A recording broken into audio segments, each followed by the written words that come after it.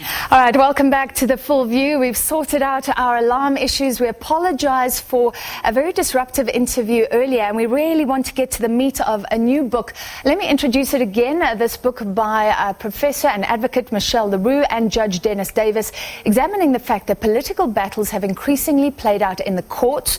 Political battles, parties have been at odds, citizens demanding services through the courts, the ANC factional battles playing out. The authors of Lawfare, Judging Politics in South Africa say there is a danger to the ascendency of lawfare. So we're joined by Roux and Davis. Thank you for being with us in studio. And I was asking you earlier for an example. So one of the examples on Press Freedom Day was the former president trying to use the courts to push through a media tribunal.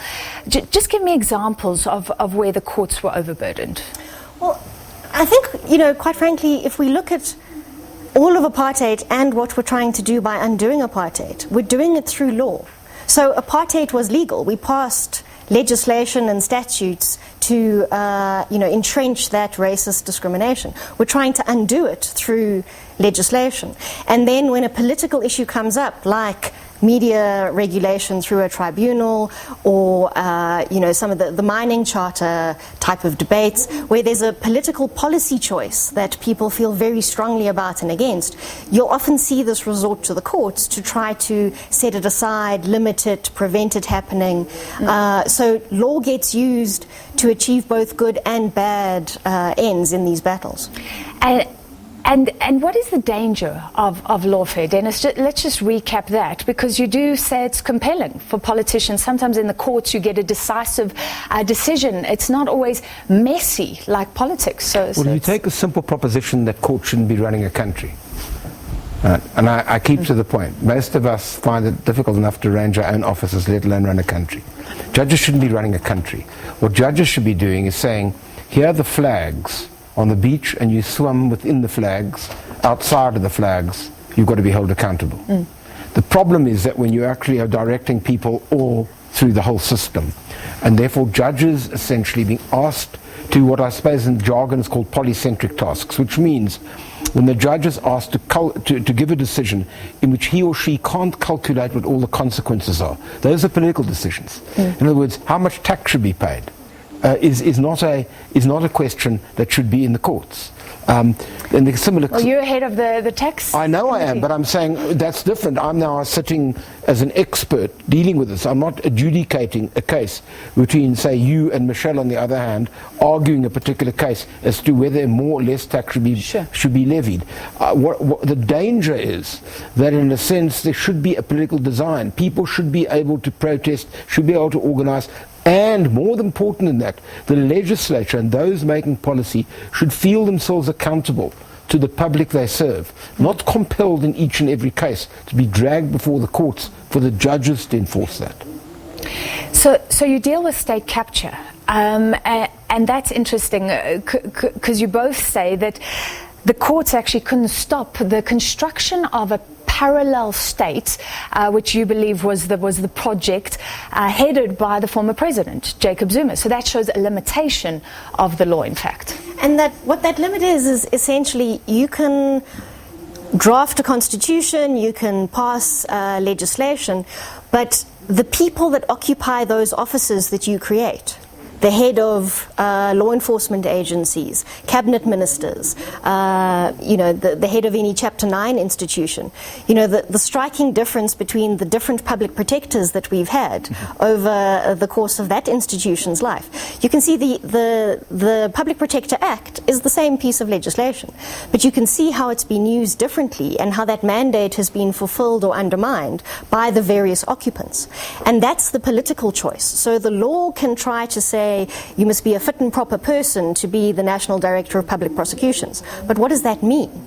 Yeah. And so you see things like the Mahoro inquiry into senior leadership at the NPA, where judges and lawyers are trying to flesh out what those concepts mean and how it applies to a particular set of circumstances. Can I just make one point? Sure. Because I think your question really, of course, admits of all sorts of answers, but one of them is this, that yes, there was a parallel state. And you don't have to be a genius to know that. You simply have to listen to what's going on in the Zondo Commission, the Mifamadi report, all of the other stuff that come through Mbagani, and etc. It was clearly obvious that whilst we were all operating on a constitutional paradigm, there was something else going on below the surface. And what this book's about is a serious attempt to engage with the public about how the hell do we stop that ever happening again? Because if you allow that to carry on, and we got to a seriously precarious position, then in fact eventually you have no constitutional democracy left. Well, can you answer that? Because you do say, and this is concerning, that the spectre of a parallel state still haunts South Africa. Of course it does, because Francis, I mean, we haven't yet sorted everything out. We've got a new director of national prosecution, and one wishes her enormously well, but she's got serious problems about having to kind of resurrect that institution. One heard Johan Boysen speak before the Zondo Commission today on precisely these points. Ed Kisvetter has now got to turn around SARS.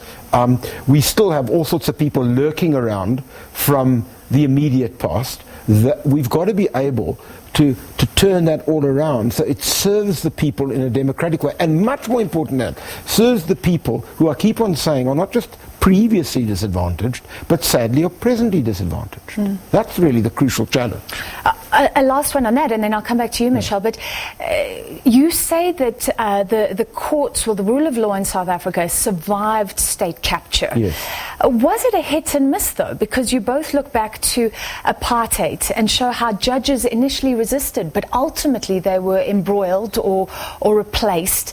Was it a matter of time for us, and we have dodged a big bullet? Bluntly put, yes. Because if you look at the Mifamadi report, if you look at what the Zondo Commission says, if you extend that, a sort of counterfactual, and ask yourself what would have happened if we had stayed on the same path, manifestly at some point in time, what you get is the independent judges get removed, and that's precisely the point. But I mean, yeah. Michelle, take us back to some of the cases then, and I think a nice one is the Rivonia trial, because we can't look at everything.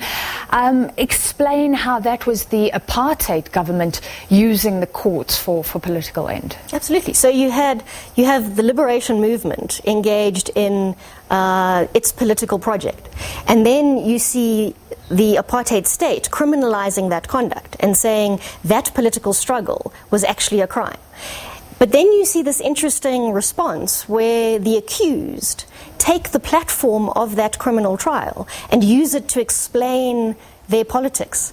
So the famous speech from the dock by Nelson Mandela is used to explain the ANC's ideology, what the struggle is about, what dismantling apartheid and true freedom for all South Africans would look like, and why the struggle is taking place. So instead of being on the defensive as the accused of criminal conduct, they saw the opportunity to use that platform and tell South Africa and the world what the struggle was actually about. And as we explain in the book, certainly when the judge was deciding, particularly around questions like death penalty or not, we would say that the way that opportunity was used made him pause and put people in prison, as terrible as that was, but so much worse for the politics of our country if that leadership had been executed. Okay, and then you say it doesn't end there. That use of the rule of law didn't end with apartheid.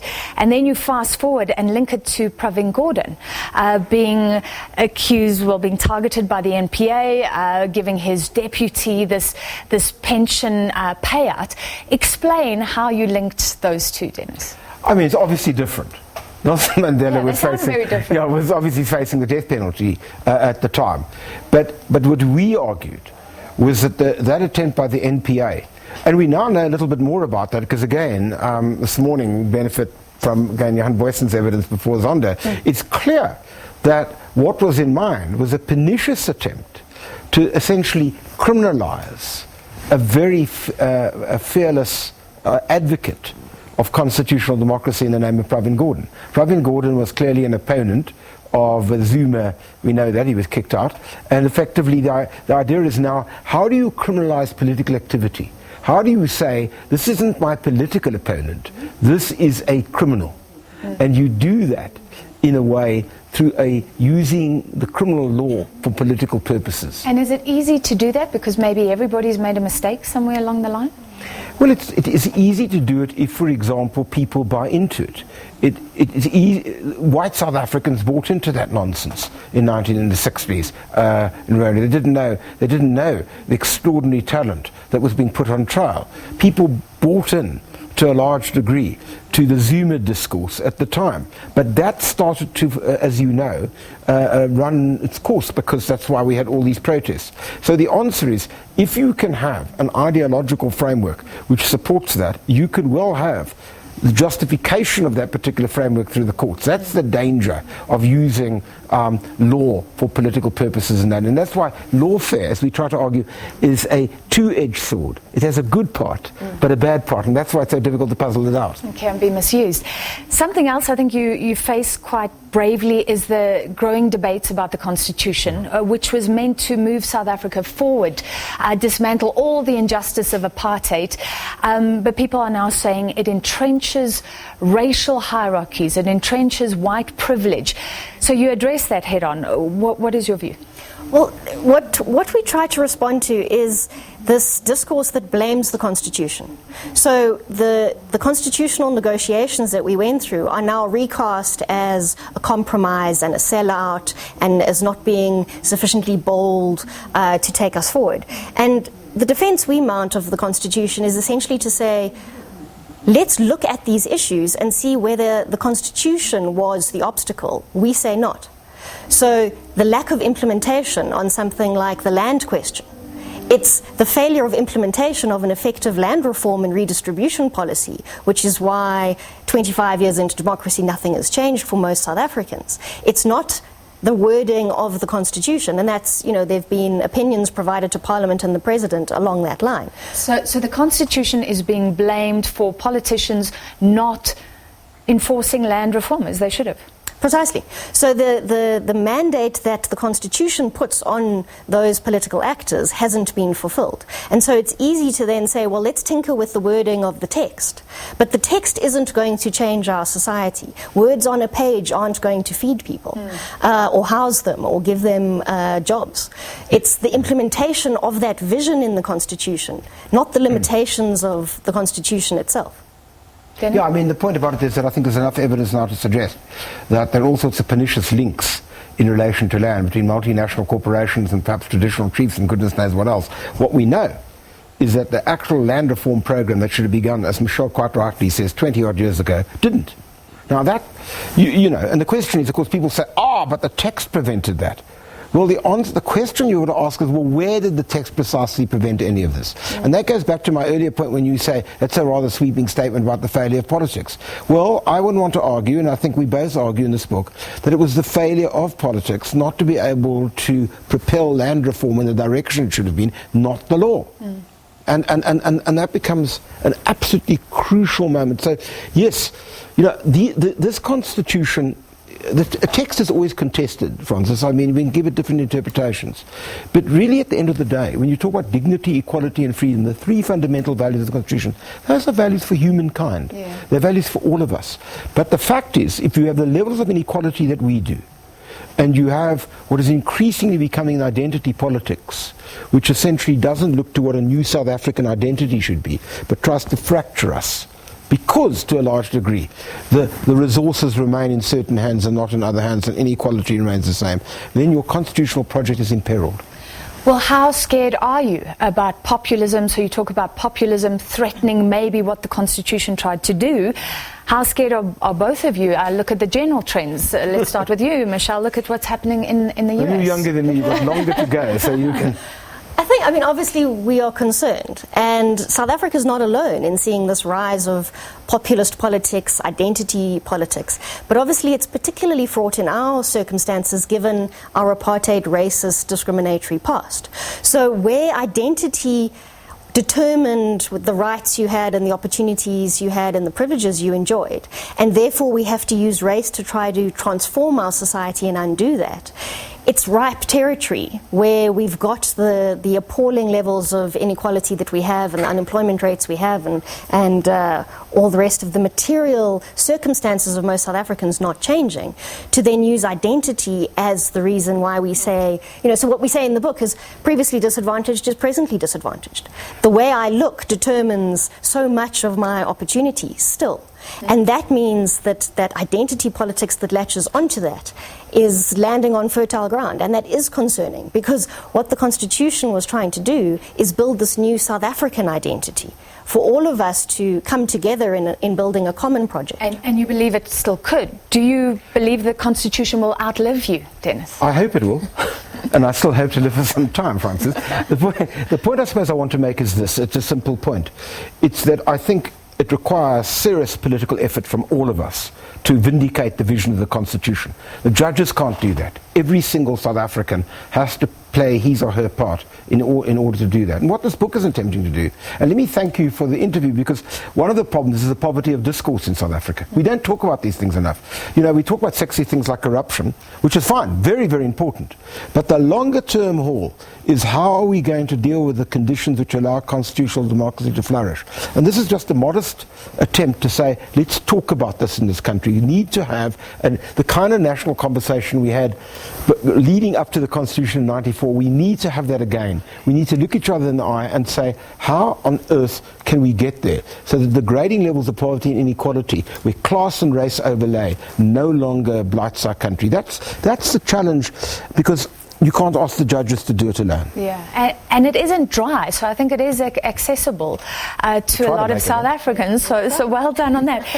I think you are critical of the Constitution, or you're calling for some changes, in that you talk about President Jacob Zuma having a lot of scope to change things when it comes to the prosecuting authority, to undermine those institutions that you say are so crucial.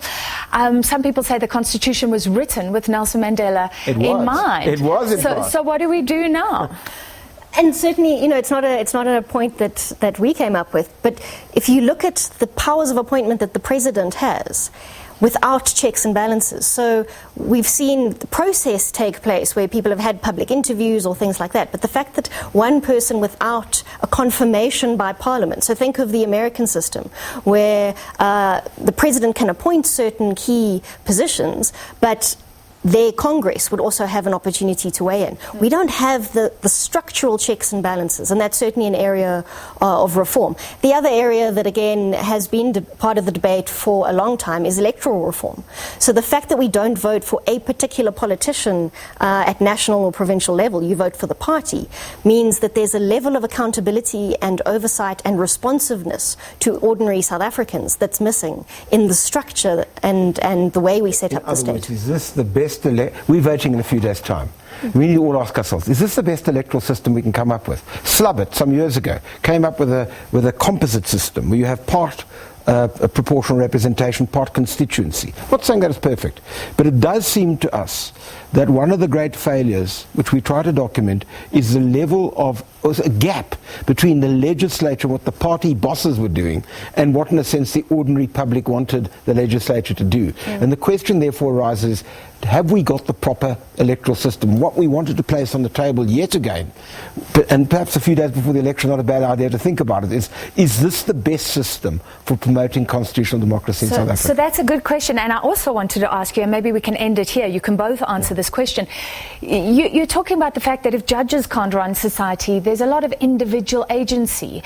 What does this mean for individual South Africans and politicians who may be victorious in next week's election? Starting with you, Deb.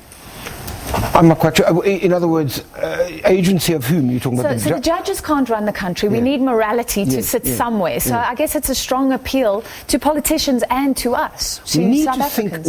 If we're serious about this constitutional democracy, and I am serious about it, because it seems to me it's not a bad system, given our past, with all its imperfections, but it's clearly imperfect at the moment. And the real problem is, what's failing it?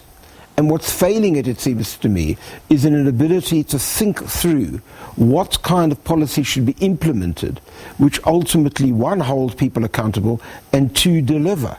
and we go around the houses. I noticed the president the other day saying we've got enough policies from here to Cairo. The question is, what do we do about implementation? And without taking a party political line, that point is correct. The real problem that I worry about is, are we just going to go back to the same old after the election? Or is there going to be an earnest attempt here to do what we try to say, which is how do you actually ensure a society where we come together and where inequality, which is utterly crucial to this, is actually dealt with? And it's always been said South Africa is a strong civil society. Your final word? Absolutely. So I think the final call that we would put in the book and that we make to South Africans is, wherever you've got an opportunity, think through how you can vindicate that vision. So as an employer, as an employee, as a student, as a parent, how do you inculcate those constitutional values? How do you live those values? And every day when you can, try to vindicate that vision. What that means is you have to start with knowing what's going on, and we need to start having that conversation about what kind of society we want and what our expectations of the state are to create that kind of environment for all of us. Be aware. Thank you so much. This has been a great discussion. That was Judge Dennis Davis and a Lawfare co-author, Professor and Advocate Michelle Roux.